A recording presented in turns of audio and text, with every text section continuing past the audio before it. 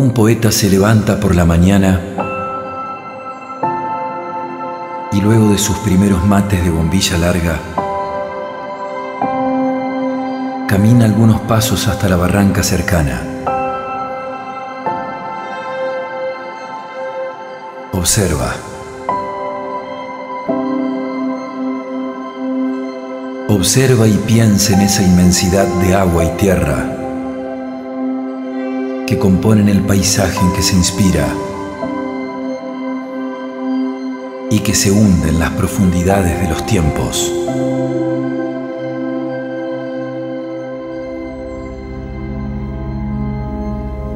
Fui al río y lo sentía cerca de mí, enfrente de mí.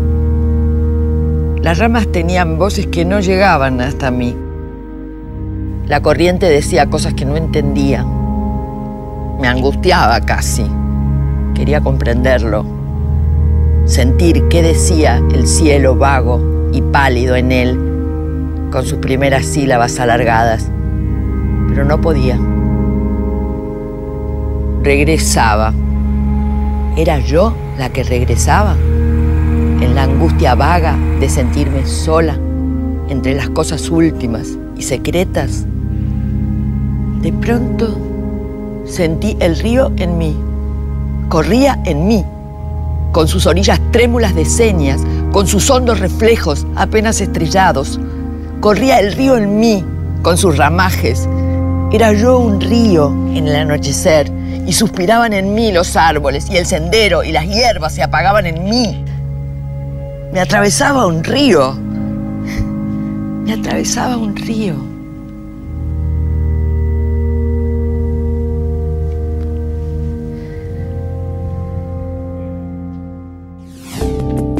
Soberanía humedal. Reflexiones y aportes al debate sobre la historia, el ambiente, la cultura y la identidad desde una mirada regional. Soberanía humedal. Una realización de 170 escalones, con el apoyo de Gestionar Futuro 2023, Ministerio de Cultura de la Nación. ¿Por qué hay un río? Estamos, como el poeta, en la ciudad que toma el nombre del gran río, Paraná. Y desde acá nos despierta la curiosidad el siguiente interrogante. ¿Por qué hay un río? ¿Cómo se formó este paisaje de barranca, de islas, de costas sinuosas? En busca de estas respuestas le transmitimos nuestra inquietud al geólogo Juan Carlos Bertolini. La zona, digamos, de Paraná y alrededores, Paraná, Santa Fe, tiene una historia geológica aflorante, muy moderna, pero en profundidad, por perforaciones estudiadas, es más antigua lógicamente. Lo que nosotros tenemos aflorante, que podemos observar perfectamente caminando por el parque, en algunos lugares particulares, en algunos lugares que aún no está, que da posibilidades de observar rocas. Digamos que el sector del Parque Urquiza es el lugar más antiguo de esa zona, de toda esa comarca, digamos, que sería la parte oeste de la provincia de Entre Ríos. Eso está con una antigüedad de 11,5 millones de años aproximadamente, datado en el Parque Urquiza, en la zona del Pato Silirí. Fue la última datación que se hizo hace unos cuantos años. Toda la parte de lo que es el Parque Urquiza responde a esa geología del marino, conocida como Mar del Entrerriense, en parte Mar del Paranaense, pero que nosotros en geología, a nivel internacional, le llamamos Formación Paraná. Bertolini fue funcionario técnico de la provincia de Entre Ríos y Nación con referencia a la geología, minería, ciencia y tecnología. Realizó estudios y trabajos en Argentina, Uruguay, Chile, Paraguay, Brasil, Francia y España. En Paraná, por ejemplo, se genera un ambiente de manglares, es decir, pantanos de agua salada, y se puede ver perfectamente, si no lo han tapado con hormigón, porque está muy hormigoneada Paraná, la parte del acceso al túnel, cuando uno va hacia el túnel, a mano derecha, antes de llegar a Antonio Crespo, ahí hay un afloramiento de conchillas muy fuerte que representa esos antiguos manglares o pantanos de agua salada.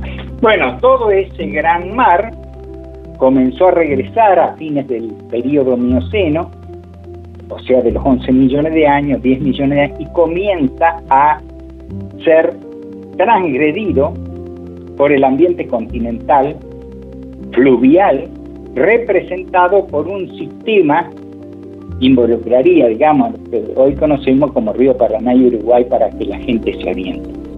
Soberanía Humedal. Postales sonoras del Paraná. Hubo un tiempo, no de los más remotos seguramente en la historia de la Tierra, porque apenas se trataría de unos cientos o 150.000 años en que las aguas del río Paraná no se arrastraban en el cauce actual. Toda la Mesopotamia argentina y muchas otras comarcas de este país se hallaban sumergidas bajo las aguas del océano. Las ostras se multiplicaban cerca de Corrientes, los tiburones llegaban hasta Santa Fe y las anchoas, que hoy suben poco más allá de Buenos Aires, servían quizá de alimento a muchos de los habitantes ribereños del inmenso brazo de mar poco profundo que se extendía en lo que hoy ocupa la cuenca del Paraná. Eduardo Holmberg. Formación del Paraná y sus islas, 1910. En Islote Municipal. Eduner, 2014. Ese ambiente sedimentario fluvial, ya en el periodo Plioceno, unos 7 millones de años antes del presente, deja la estampa de esas arenas ocráceas que comienzan con una arena blanquecina y terminan en un ocre bastante interesante y hasta rojizo, que lo podemos ver en las barrancas de la Toma y en la zona de la torre de alta tensión de Paraná.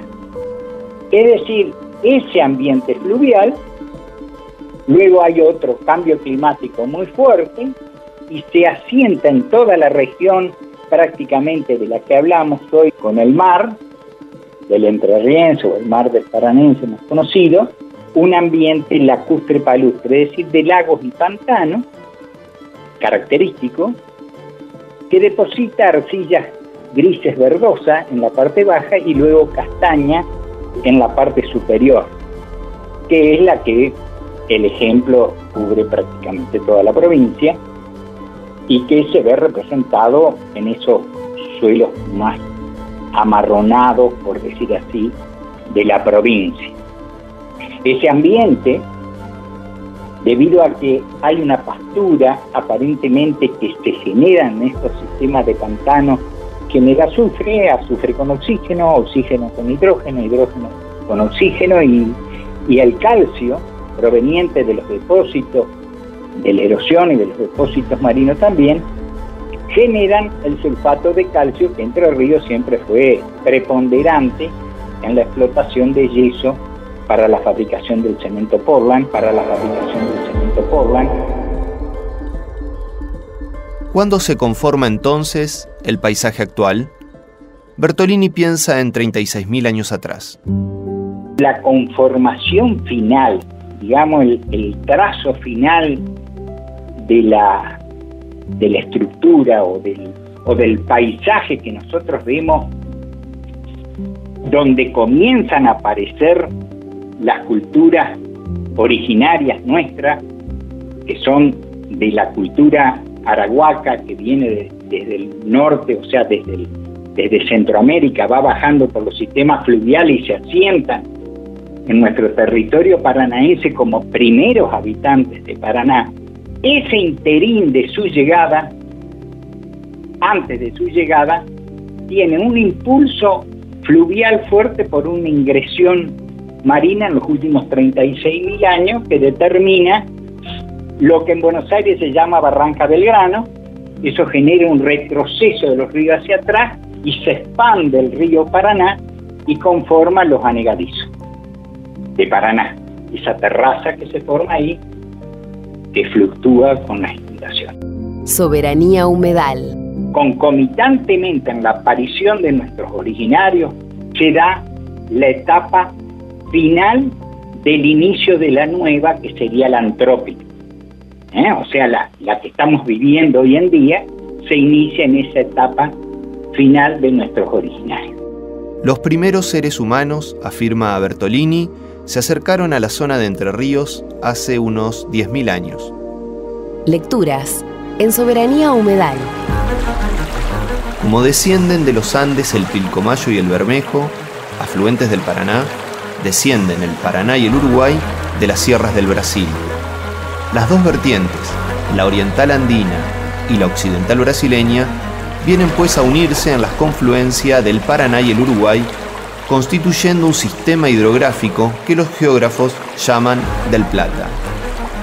Las aguas del Océano Atlántico, en una acción lenta y grandiosa que aún a nuestros días podemos observar, han sido desalojadas por las corrientes que bajan de las cumbres. Postales sonoras del Paraná. La obra de la vegetación fue también indispensable en la formación de las márgenes y sobre todo de las islas.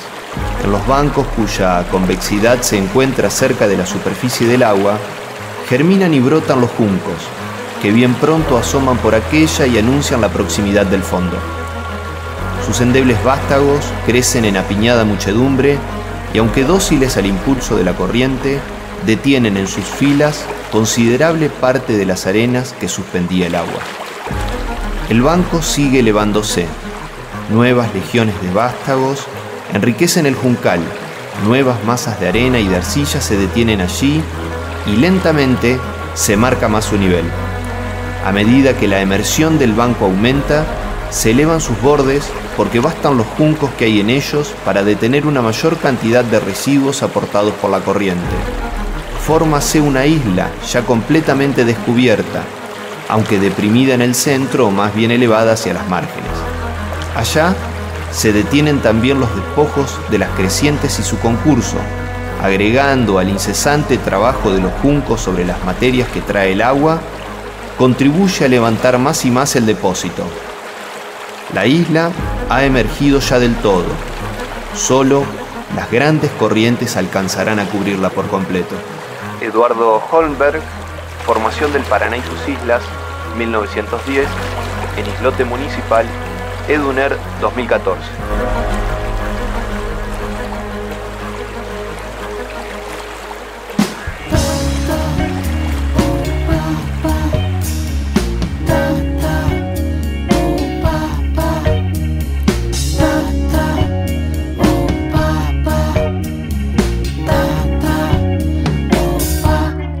Pasa mi río, caminito de cristal.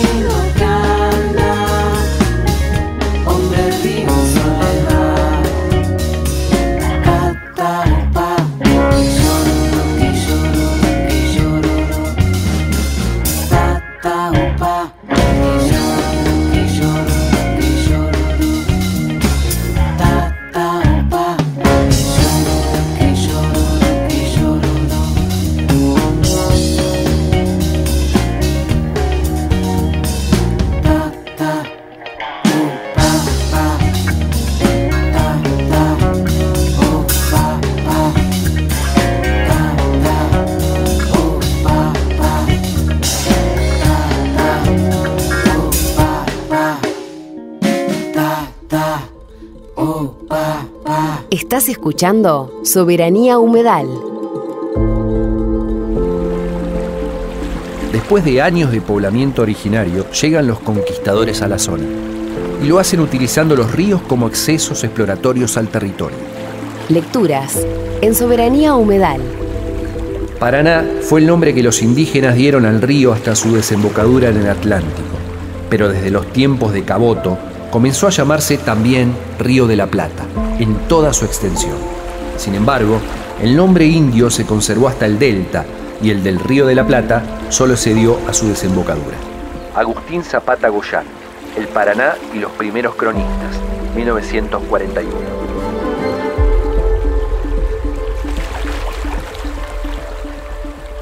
Testimonios en Soberanía Humedal. ¿Tomás mate, Juan? Bueno. Está caliente, ¿eh? Sí, gracias. Juan Vilar es profesor de historia. Se ha desempeñado en el nivel medio y universitario. Fue titular de cátedra en la Facultad de Ciencias de la Educación de la Universidad Nacional de Entre Ríos. Se ha especializado en historia nacional y latinoamericana. Los primeros que anduvieron por el río Paraná, lo navegaron y pescaron allí, fueron los chanatimbúes, pueblos canoeros del río Paraná. Posteriormente llegaron los conquistadores españoles, ¿no es cierto? Y fue importante como vía de comunicación, dado que los primeros conquistadores españoles de esta región se instalaron en el Paraguay, en Asunción, y de allí bajaron los pueblos mestizos, la mayoría mestizos, que fundaron, ahora sí, la ciudad de Buenos Aires, que no se llamó así, de la Santísima Trinidad, Puerto de Santa María de los Buenos Aires era el nombre, y que fue la única fundación de Buenos Aires y no la segunda, como se puede leer en la mayor parte de las historias, ¿no? También con mancebos de la tierra, como se los llamaba, se fundó en Santa Fe, Corrientes, y siguió como vía de comunicación importante entre fundamentalmente lo que era el supuesto puerto de Buenos Aires, por donde entraban y salían productos, y el Paraguay, con esos puertos intermedios, que en realidad no eran puertos, ¿no es cierto? Eran pequeñas aldeas que tenían, digamos, algún lugar de desembarco, ¿no? Juan Vilar cuenta con 6 libros publicados a través de la editorial de la UNER, que son parte de una serie que continúa en producción dedicada a una historia integral de Argentina. ¿Qué pasó, profesor, con los pueblos originarios? Prácticamente la población indígena desapareció. No solamente los chanatimbú, los chaná fueron corridos y muchos fueron a parar a la otra banda del Uruguay, ¿no es cierto? Y los tradicionales pobladores de Entre Ríos, los charrúas, ¿no es cierto? Bueno, con el tiempo fueron aniquilados, también corridos a la otra banda, que no solamente allí fueron casi exterminados, sino que en realidad nosotros hablamos de las campañas que dieron lugar no solamente en esta región, sino en la Patagonia, en la Pampa, como el exterminio de los indios, ¿no es cierto? Bueno, fueron matanzas espantosas las que se hicieron con los indios, pero nunca fueron exterminados, a tal punto que, por ejemplo, los charrúas tampoco. Soberanía Humedal. Nosotros deberíamos tener no solamente recuerdos de los indígenas de la población argentina y fuera de la Argentina también, sino de poder recabar de ellos las cosas buenas que hicieron, ¿no es cierto? Y cosas que no hacemos en la actualidad. Por ejemplo, el cuidado del medio ambiente, ¿no? Los indígenas fueron esforzados cuidadores del medio ambiente, de la naturaleza, con la idea de que la naturaleza, la tierra, no le pertenece al ser humano, sino que el hombre es parte de la naturaleza. Parte de la naturaleza. Estás escuchando Soberanía Humedal, una producción de 170 escalones. Soberanía Humedal. Conversamos también con Mariana Melem, arquitecta por la Facultad de Arquitectura y Urbanismo de la Universidad Nacional del Litoral, donde también es profesora e investigadora. Una de las cuestiones claves acá tiene que ver con el río como fundador. Eso es una cosa que me parece que es lo más fuerte de todo. Digamos, el río es el que posibilitó la generación de todos estos pueblos. Y a partir de la colonia, concretamente, con ciertos centros de irradiación de poder o concentradores de poder, el camino o el río como ruta se transforma en la vía fundamental, la más directa, la más económica, para poder transitar y conocer el territorio. Entonces, a partir de eso, nosotros podemos decir que nuestras ciudades, en realidad de las dos costas, Paraná y Uruguay, tienen su origen sobre todo en esta idea de haber sido una suerte como de postas, pero vamos a decir embarcaderos porque estamos hablando del borde fluvial. Y entonces esos embarcaderos o esos lugares en donde podían detenerse las embarcaciones para hacer intercambio de producciones, para hacer intercambio, para cambiarse vitualla, para hacer provisión, todas esas cuestiones que se dan habitualmente en las postas de los caminos virreinales. En el caso del borde costero, bueno, son particularmente estas, después las que nacen como ciudades costeras, como ciudades portuarias. Podemos hablar en el caso de La Paz, por supuesto en Paraná, en Diamante. En el caso del norte, sobre todo entre Paraná y La Paz, Hernandarias, que hoy conocemos como Hernandarias, pero ese fue el punto que se considera el lugar de paso en donde se produce la primera entrada al territorio de la provincia de Entre Ríos, y como la hace Hernandarias, entonces ese es el punto por el cual la localidad se llama así, porque ese es el lugar y está muy próximo al sitio de Santa Fe la Vieja. Postales sonoras del Paraná. Rumores del río. ¿Cómo describir este río inmenso, este mar sin fin, levantando olas que justifican perfectamente lo que significa su nombre? En guaraní, Paraná quiere decir como el mar. Nada se parece a la belleza de este río salpicado de numerosas islas y del que, por su inmensidad, no se pueden ver al mismo tiempo las dos orillas. Lina Beck Bernard, El río Paraná, 1864, en Islote Municipal, Eduner 2014. El desarrollo profesional de Mariana Melem se ha orientado al estudio de las poblaciones y el territorio desde diversas visiones que comprenden, entre otras, la relación entre arquitectura y ciudad, patrimonio urbano y paisaje cultural y la vivienda social. Es autora de Ciudades del Río, editado por 170 escalones en 2023. Mariana, ¿cómo es que se vinculan las dos orillas del Paraná?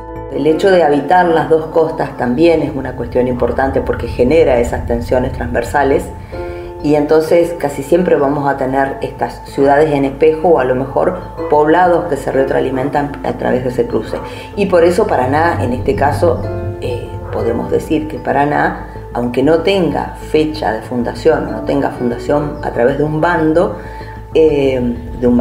colonial como los que tuvo, por ejemplo, Santa Fe, en el caso de que Santa Fe pasa de ser Santa Fe la Vieja a ser Santa Fe de la Veracruz, es decir, a ocupar el territorio actual, genera un vínculo hacia esta costa porque esta costa le provee de muchos de estos artículos necesarios para la supervivencia, que no solo se relacionan con comestibles, sino que se relacionan también con producción de espacios, como por ejemplo producción de espacio de habitar.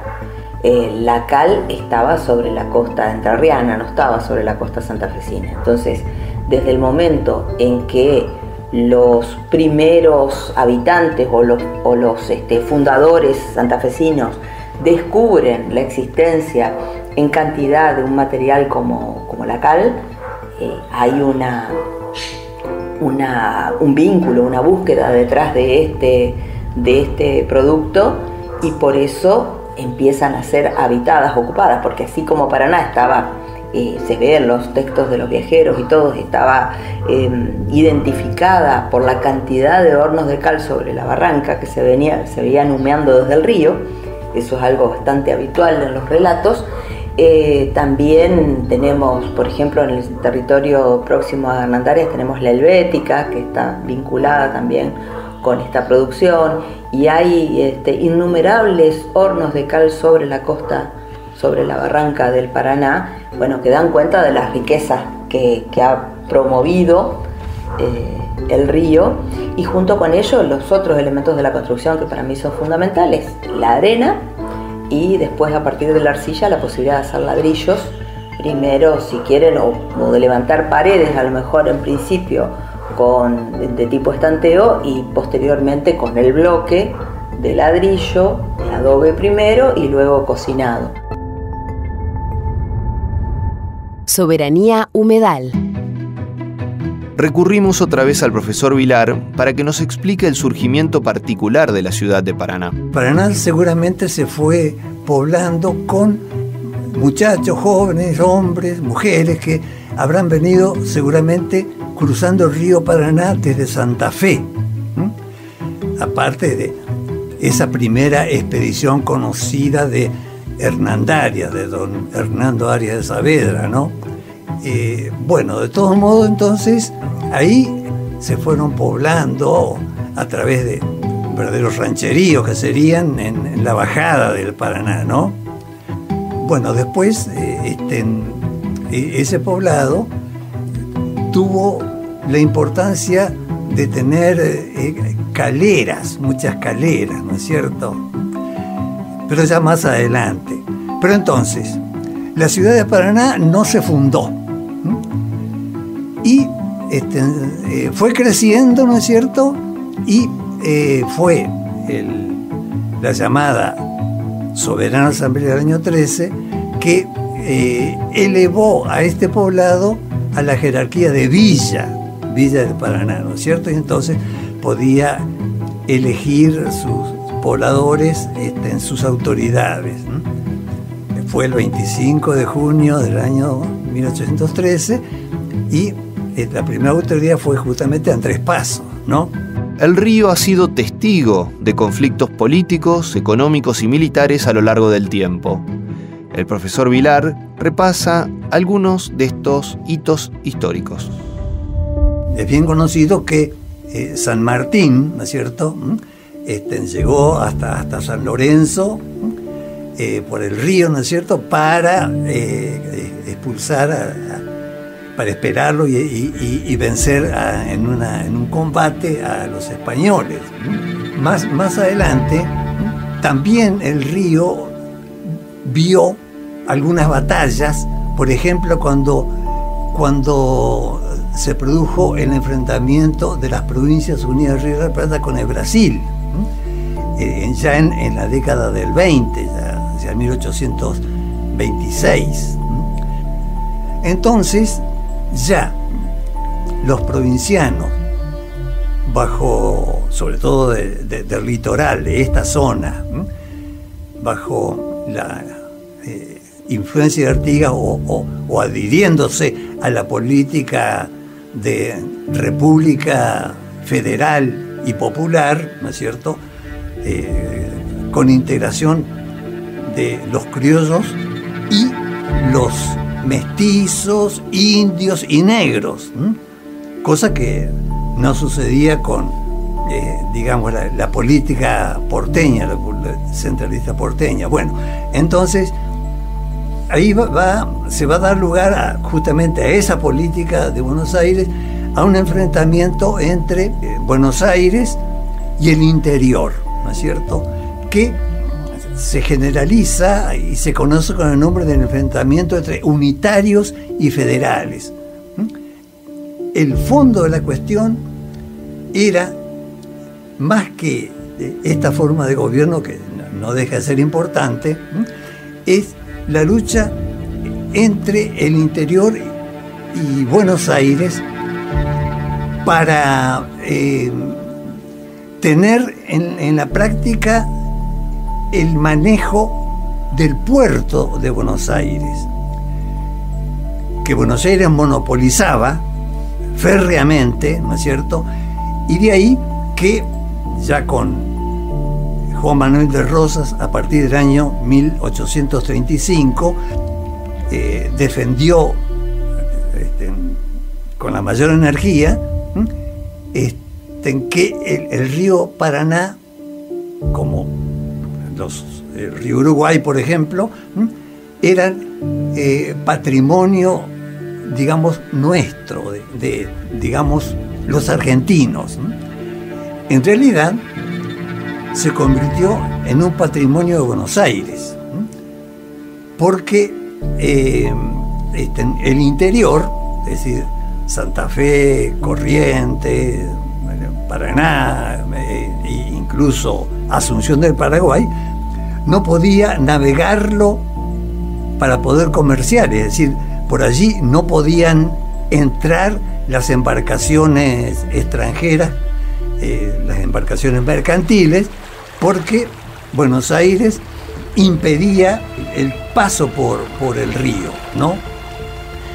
Claro, esa política de la libre navegación de los ríos fue, digamos, impuesta en el mundo por Gran Bretaña, que en ese momento era la, digamos, señora de los mares, ¿no es cierto? Otro momento para recordar es el combate de la Vuelta de Obligado, donde se intentó resistir el avance de Francia e Inglaterra con cadenas sobre el río para contener la incursión de los barcos extranjeros. Este hecho se recuerda cada año, el 20 de noviembre, Día de la Soberanía Nacional. Varios barcos de guerra británicos quisieron pasar y tuvieron que enfrentarse entonces con un contingente militar que desde la costa quería impedirlo a través de, digamos, de su escaso armamento que tenían con relación al armamento que tenían los ingleses, ¿no? Esa heroica defensa que hizo el general Lucio Mansilla, que fue un nefasto gobernador de la provincia de Entre Ríos, ¿no? Y padre del conocido político, militar, polifacético, Lucio B. Mansilla, el de una excursión a los indios ranqueles, ¿no? Dije que hubo una heroica resistencia, pero no pudo resistir que la flota, los barcos de guerra ingleses perforaran, digamos, el bloqueo de la cadena, ¿no es cierto? Y dieran el paso libre a los barcos mercantes, ¿no es cierto?, que llegaron hasta Corrientes, pero con tan poca fortuna para ellos que en realidad no hicieron negocio, ¿no es cierto? Porque en realidad los socios de los mercaderes británicos, las mercaderías y los contrabandistas estaban todos en Buenos Aires, ¿no es cierto? Había muy poco en Corrientes o en el interior. De modo entonces que fue para ellos un fracaso, pero además, al regresar, ¿no es cierto?, también fueron esperados por el ejército criollo de Buenos Aires, ¿no es cierto?, y ahí sí sufrieron pérdidas muy superiores a las que habían sufrido en la batalla de Obligado.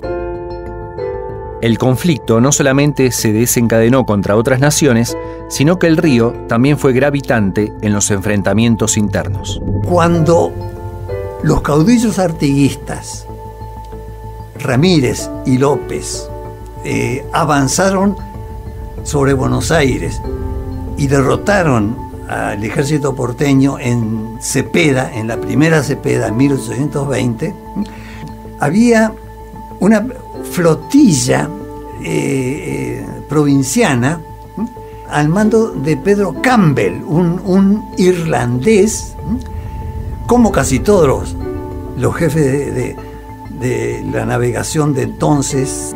Pues bien, avanzo otra vez en el tiempo y llegó hasta la época de Urquiza, en que los provincianos, bajo el liderazgo de Justo José Urquiza, quisieron hacer el primer experimento de organizar el Estado argentino republicano y federal, ¿no?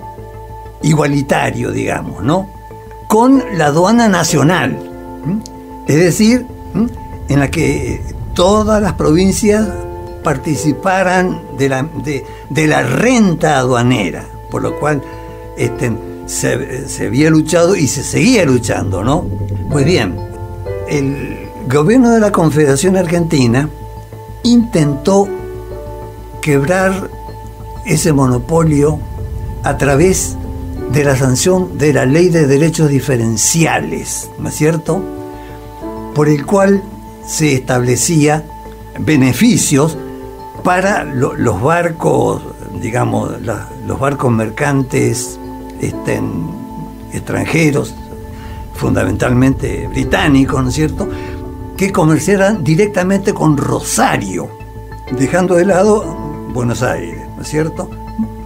Fracasó. De ahí entonces que, digamos, la Confederación Argentina de Urquiza no pudo quebrar económicamente a Buenos Aires y menos aún pudo militarmente, a pesar de su superioridad indiscutible y demostrada en los campos de batalla, ¿no es cierto?, con los enfrentamientos primero de Cepeda y después de Pavón, en que, bueno, para los historiadores porteños, ¿no es cierto?, que consumimos la mayoría de los argentinos y se consumen en las escuelas y en los medios de comunicación, triunfó Buenos Aires, aunque en realidad es una total falsedad, ¿no es cierto? La batalla esa la tenía prácticamente ganada Urquiza, ¿no es cierto?, cuando se retiró. En el Salón Dorado de la Casa de Gobierno de Entre Ríos hay una pintura impactante de Emilio Carafa, El Gran Cruce del Río Paraná, realizada en 1895 sobre el legendario cruce del río por parte del Ejército Grande de Justo José de Urquiza en campaña hacia Caseros. Sarmiento se había incorporado como boletinero del Ejército Grande de Urquiza, constituido por la mayoría por la caballería entrerriana, ¿no es cierto?, imbatible hasta entonces, ¿no? Pero también correntinos, orientales, brasileros, ¿no es cierto? Y Sarmiento se incorporó, o Urquiza incorporó a Sarmiento, mejor dicho, como boletinero, ¿no es cierto? Bueno, y hace una descripción Sarmiento realmente muy realista, muy entretenida, de cómo se realizó ese cruce, el sacrificio enorme que significaba cruzar un ejército de más de 20.000 hombres, ¿no es cierto?, con su caballería fundamentalmente, ¿no es cierto? Cruzaron a nado, con los caballos, sí. Claro. Sí, por cierto, exacto. Sí, con su jinete, ¿no es cierto?, llevándolo a través del río, sí, es notable, ¿sabes?, por Punta Gorda, ¿no es cierto?, efectivamente, allá por Diamante, que no es tan lejos, ¿no? Dije allá, pero no es tan lejos, ¿no? Sí, notable, sí. Las luchas por el control y el manejo del río Paraná siguen en la actualidad, discusión que se complejiza hoy con la dimensión ecológica. Estás escuchando Soberanía Humedal, una producción de 170 escalones. Hacemos otro gran salto en el tiempo y volvemos a la Argentina moderna para preguntarnos, ¿por qué la ciudad costera es como es? La arquitecta Mariana Melem nos ofrece algunas pistas. Aunque seamos postcoloniales, tenemos los elementos de la colonia, digamos, aquello que está fijado a través de las leyes de Indias, que establecen cómo debe ser el trazado, que de una plaza central deban partir las calles para que pueda seguir creciendo todo lo que fuera necesario. Eso es una de los conceptos que aparece en Leyes de Indias. Y lo otro es la necesidad de proximidad, o sea, de instalar una ciudad próxima a un río, a un curso de agua dulce, para que el río sirva de proveedor de agua. Pero ojo, que también en ese momento se plantea el hecho del río como el espacio para los desechos, como colector de desechos industriales, por supuesto de una industria primitiva, ¿no? Pero eso también aparece. Por eso a mí me gusta la idea de jugar con los dos frentes de Paraná que responden a las dos lógicas, ¿no? El frente este-noreste, digamos, que es el frente del parque, que es la postal turística, y el frente oeste, el de los humedales, justamente, con una ocupación más de tipo como colectora de desechos, ¿no? Porque no es ninguna casualidad que allí está el volcadero, que allí está la salida de la cloaca máxima, que además eso fue la gran cantera de la empresa cerámica más grande que tuvimos. O sea, esos terrenos del oeste, de los humedales, son los terrenos de la ex Cocerámica. Entonces, ¿por qué? Porque según tengo entendido, en ese lugar, por cómo es el curso del río, el acumulado de esa arcilla es de las mejores, es la mejor calidad de arcilla de la que se puede, digamos, hablar. Entonces, ese tipo de conformación hacía que justamente las cerámicas de Cocerámica fueran una de las más cotizadas en su momento. Testimonios en Soberanía Humedal. La otra gran pata importante tiene que ver con la tarea del vaqueo, es decir, a partir de que Hernandarias incorpora el ganado vacuno, cuando hace ese primer cruce, hay un desarrollo muy fuerte de la cría del ganado, pero no de una cría sistemática, sino de una cría libre que da lugar a este ganado cimarrón.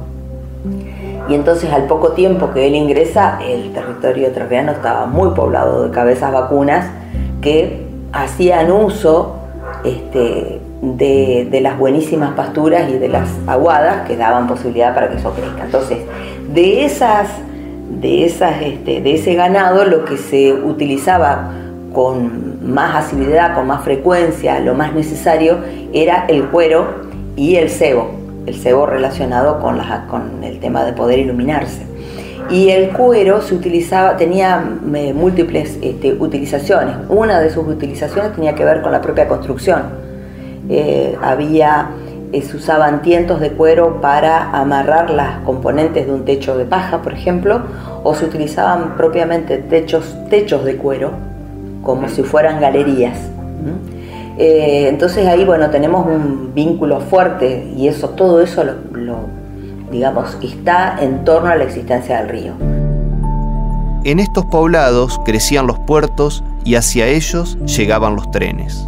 Juan Vilar lo ilustra de este modo. En realidad, hasta comenzando la época de la Argentina moderna, ¿no es cierto?, los puertos, que eran puertos naturales inexistentes, ¿no es cierto?, tuvieron poco movimiento, pero en la época, justamente en la época de la Argentina moderna, empezaron a construirse los puertos, ¿no es cierto? Además, acá en el puerto de la Bajada, el puerto nuevo de Paraná, ¿no es cierto? Ustedes habrán visto, todos los paranaenses hemos visto, los muelles que han quedado. Ya no existe más el intercambio comercial por el puerto nuevo, ni por la Bajada tampoco. Los muelles, ¿no es cierto?, en donde se ven las vías hasta donde llegaba el tren, ¿no es cierto? Efectivamente, la producción agropecuaria de Entre Ríos llegaba hasta los muelles, bajando la barranca, ¿no es cierto?, y de ahí la exportación. Ahí se instaló la aduana, ¿no es cierto?, y se instaló el Ministerio de Obras Públicas, ¿no es cierto?, muy importante, por mucho tiempo fue. incluso con su escuela, ¿no es cierto?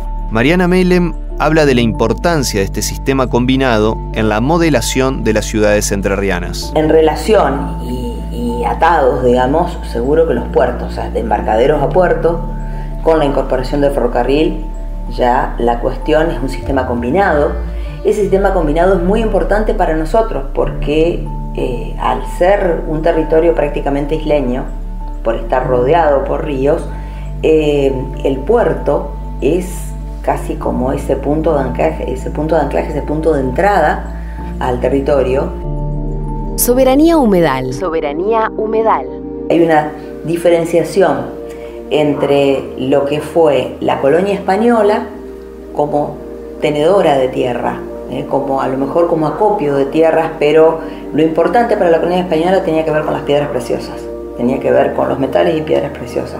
En cambio, en tiempos de la revolución industrial, o sea, el tiempo de las grandes revoluciones, de las grandes reformas, el territorio empieza a ser un elemento para producir, un generador de riquezas a través de sus productos.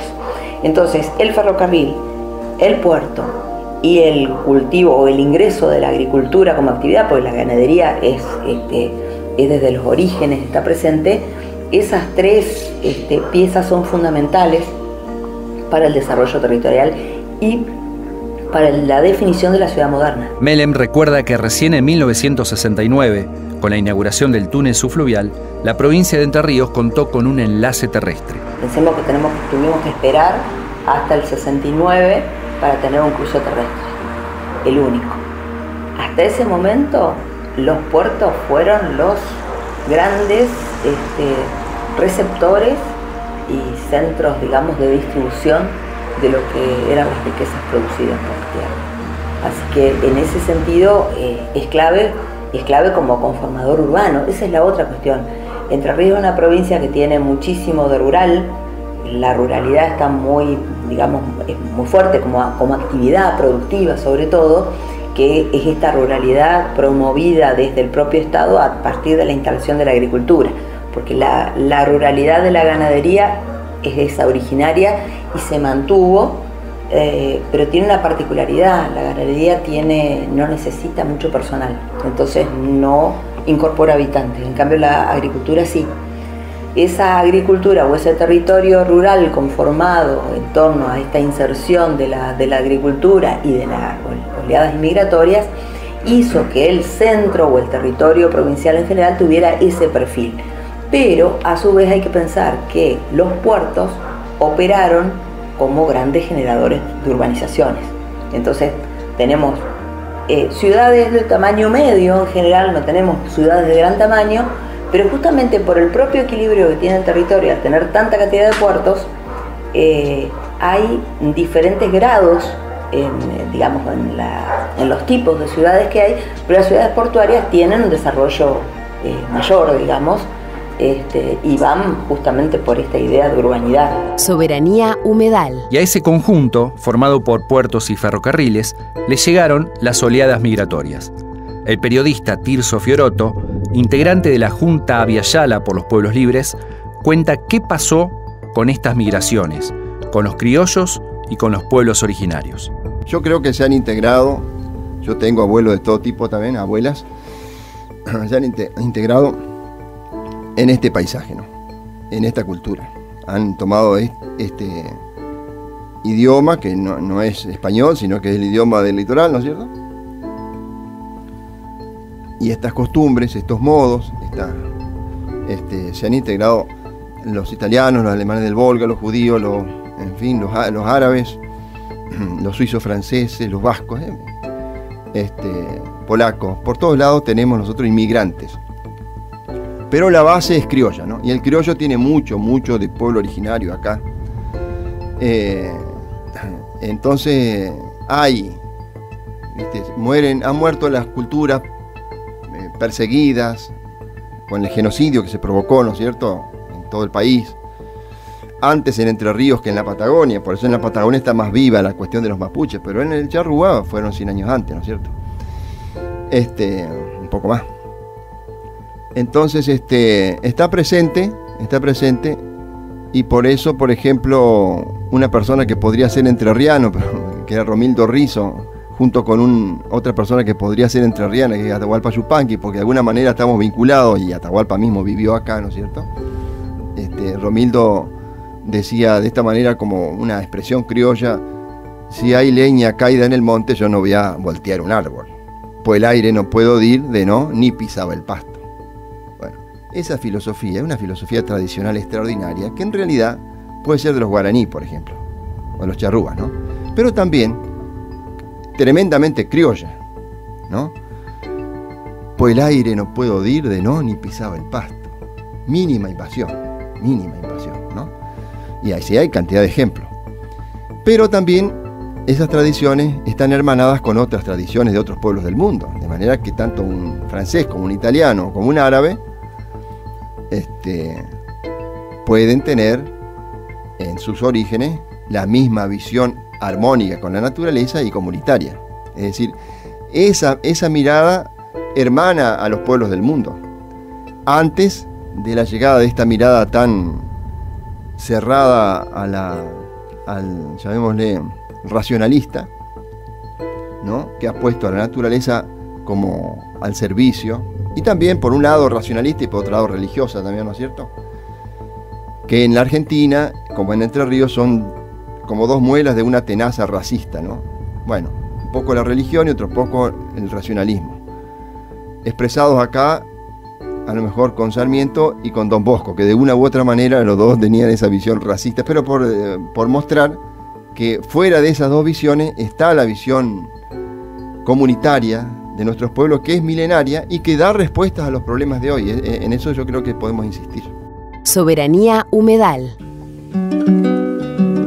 Dejamos a Juan Carlos Bertolini, al profesor Juan Vilar, a Mariana Melem y a Tirso Fiorotto a orillas del río, pensando esta tierra y a los seres humanos que la componen. Nosotros nos vamos con una nueva pregunta. ¿Cuáles son las luchas contemporáneas que deben llevar adelante estos pueblos para existir dignamente? Pase de largo por Tala, detenerme para qué. Pase de largo por Tala, detenerme para qué. De poco vale un paisano sin caballo y en Montiel. De poco vale un paisano sin caballo y en Montiel.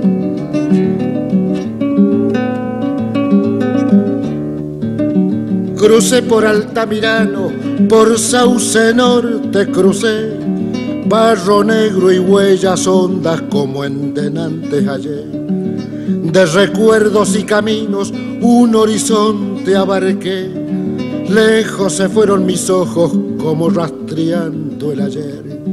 Climaco a costa ya muerto, Cipriano Vila también, dos horcones entrerrianos de una amistad sin revés. Por eso pasé de largo, detenerme para qué. De poco vale un paisano sin caballo y en Montiel.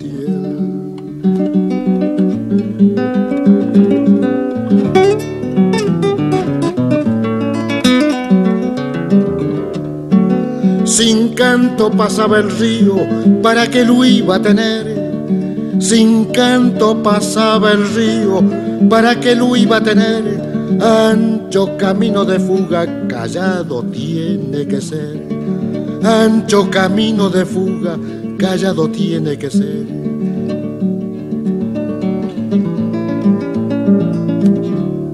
Con mirada de otros años y otros tiempos contemplé sobre un mangrullo de Talas el palmeral de Montiel, la sombra de mi caballo, como en sueños divisé. Se me arrollaban en el alma las leguas que anduve en él. Por eso pasé de largo, detenerme para qué. De poco vale un paisano sin caballo y en Montiel.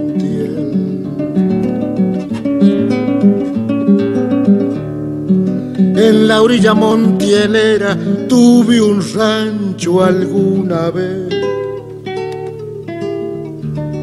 En la orilla montielera Tuve un rancho alguna vez, lo habrá volteado el olvido, será tapera, no sé. En la orilla montielera tuve un rancho alguna vez, por eso pasé de largo. Detenerme para qué, de poco vale un paisano sin caballo y en Montiel.